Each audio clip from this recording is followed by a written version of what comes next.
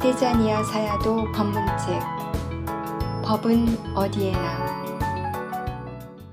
순간에서 가속도로 사람들은 수행이라고 하면 흔히 수행자가 눈을 감고 자리에 앉아 있는 모습을 상상합니다. 하지만 좌선하고 있다고 해서 꼭 그 사람이 수행한다고 할 수는 없습니다. 아주 조용히 앉아서는 망상만 하고 있을 수도 있습니다. 그럼 우리는 언제 수행합니까? 법당에 도착해야만 수행이 시작됩니까? 어디에 있든지 아침에 잠에서 깨는 순간부터 밤에 잠들 때까지 수행해야 합니다. 욕실에서 씻을 때는 수행할 수 없습니까? 화장실에 앉아서도 멍하니 딴 생각만 하고 있지는 마십시오. 매 순간 알아차리는 것을 잊지 않아야 합니다. 법당에 있든 복도를 걷든 양치하고 빨래하고 청소하고 책 읽고 사람들과 이야기하거나 옷걸이에 옷을 거는 등의 어떤 일상적인 행위를 하더라도 알아차리고 있어야 합니다. 이 수행은 하루 종일 끊임없이 해야 하는 것이므로 한꺼번에 너무 많은 에너지를 써버려선 안 됩니다. 수행하는 법을 배우고 수행을 할 수 있게 되고 지속해 나가는 것, 그 자체가 모두 법입니다. 어떤 대상이든 지금 여러분의 몸을 한번 보십시오. 코끝이나 배를 보는 것처럼 특정한 장소를 정해두지 않고 그냥 자연스럽게 알아차린다면 무엇을 알 수 있습니까? 앉아 있는 것, 서 있거나 걷고 있고 열기를 느끼고 소리를 듣는 것도 모두 알도록 하십시오. 보려고 할 때만 보입니까? 보려고 하지 않아도 볼 수 있지 않습니까? 법당에서는 시계 소리가 들리고 새 소리도 들리고 있습니다. 들으려고 하지 않아도 그러한 소리들을 들을 수 있습니다. 그러한 것들을 알아차리는 것이 어렵습니까? 힘이 많이 듭니까? 하루 종일 그저 이런 식으로 알아차림해 나가면 되는 것입니다. 어떤 한 대상이나 장소를 다른 것보다 더 좋다고 생각하지 마십시오. 왜냐하면 더 나은 대상이라는 것은 없기 때문입니다. 대상은 단지 대상일 뿐입니다.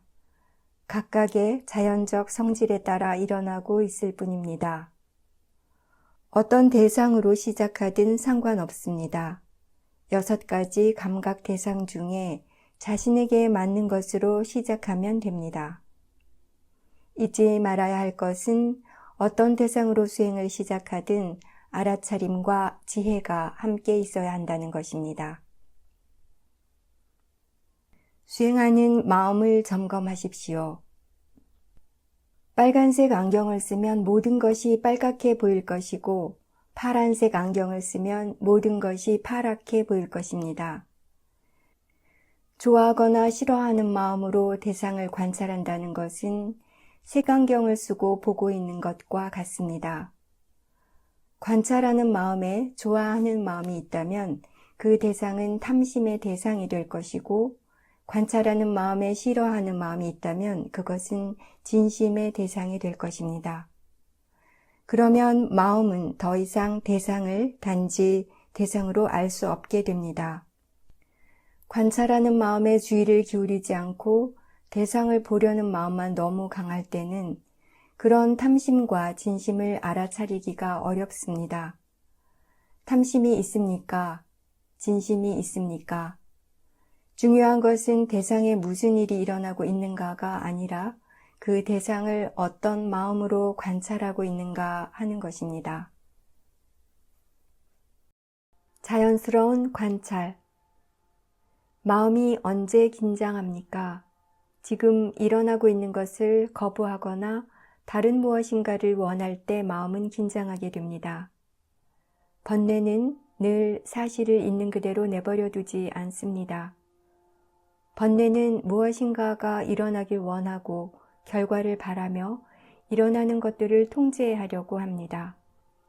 원하는 것을 얻기 위해서 힘을 쓰고 집중하고 만들어내거나 제한하려고 합니다. 만들어내고 집중하거나 제한하려고 할 것이 아니라 단지 느긋하게 지켜보아야 합니다. 일어나는 것을 그대로 일어나게 내버려 둔다면 집중해야 할 필요가 있겠습니까? 뭔가 특별한 것을 얻고자 하는 것이 아니라면 그렇게 많은 힘을 써야 할 필요가 없습니다. 필요한 것은 단지 지혜와 관심입니다. 무엇이 일어나고 있는가? 어떻게 작용하고 있는가? 무엇이 어떻게 작용하고 있는지 그 자연스러운 과정을 관찰하기 위해서는 관찰하는 쪽이 먼저 자연스러워져야 합니다. 그래서 아무것도 통제하려고 하거나 억지로 힘을 써서 하지 말라고 하는 것입니다. 몸은 몸의 일을 하도록 내버려 두십시오. 마음에 주의를 두고 알아차릴 수 있는 만큼 알아차리면 됩니다. 그렇게 하루 종일 끊어지지 않게 해나가야 합니다. 좌선. 어떤 대상을 관찰할 수 있습니까? 일어나고 있는 대상은 무엇이든 관찰할 수 있습니다. 주의가 코끝으로 간다면 그것을 관찰할 수 있습니다. 주의가 손으로 간다면 손의 느낌을 관찰할 수도 있습니다. 이미 손에 주의가 있는데 그것을 다시 코끝으로 옮겨야 하겠습니까? 아닙니다. 마음이 이미 다른 대상에 주의를 두고 있는데 그것을 다시 코끝으로만 계속 옮기려고 한다면 너무 힘이 들게 됩니다. 코끝의 느낌을 대상으로 아는 것과 손의 느낌을 대상으로 아는 것에 무슨 차이가 있습니까? 다를 것이 없습니다. 마음의 주의가 소리 쪽으로 기운다면 어떻게 됩니까? 수행자, 소리를 알아차리게 됩니다. 소리가 방해가 됩니까? 소리를 단지 자연스럽게 일어나는 현상으로 알고 받아들인다면 소리는 여러분을 방해할 수 없습니다. 소리가 들릴 때 그저 들리는 것을 알려고 할 것입니다. 지금까지 대부분의 일상생활은 번뇌가 만들어낸 힘에 좌우되어 왔습니다.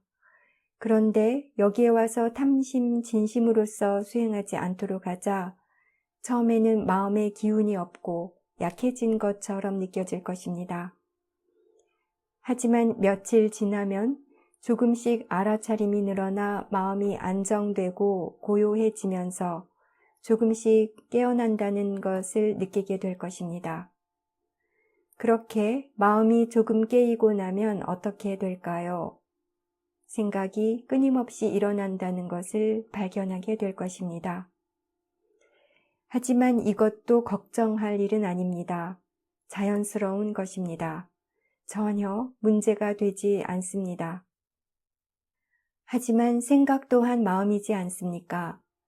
진정으로 마음에 대해 배우고 싶다면 생각들도 알아야 합니다. 이것을 이해할 수 있겠습니까?